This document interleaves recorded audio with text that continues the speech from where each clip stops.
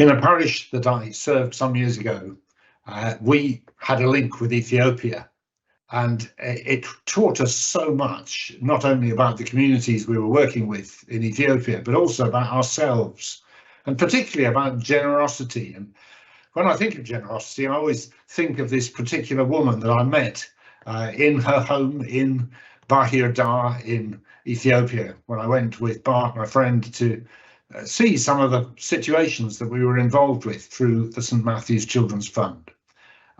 This lady was in her 80s. She was looking after 4 grandchildren. The intervening generation had died of AIDS, so she was giving herself, giving her last years for her grandchildren. Quite remarkable dignity about this person. We went to her home, which was in a tough slum area of Bahir Dar, and I remember bending low to go under the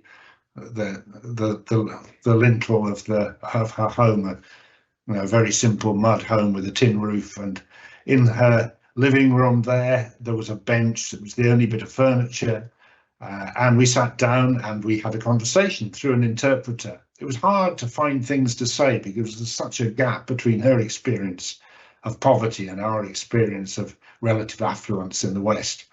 And anyway, we did our best.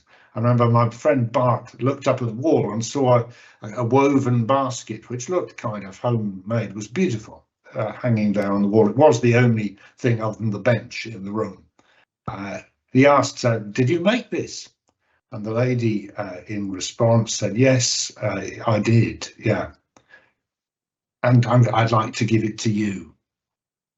And we were completely flabbergasted. We didn't know what to do, because how could we receive a gift from this lady living in abject poverty? Surely we should pay for it. But the interpreter said, no, you mustn't. You must receive it.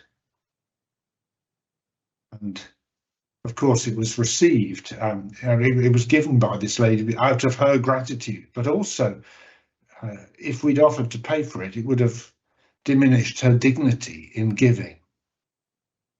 And what being generous for her was about, being thankful, but also about walking tall as somebody whose generosity could make a difference for good for others. And that was fantastic to learn for us. It was a humbling and beautiful thing. Now I wonder whether we might all learn more about what it is to be made in the image of a generous God by inhabiting that gratitude, but also that dignity, the agency of being able to make a difference by the way we live and by what we give and what we do and what we are. That would be amazing. Could I do a bit more to be generous and to reflect the living God in that way?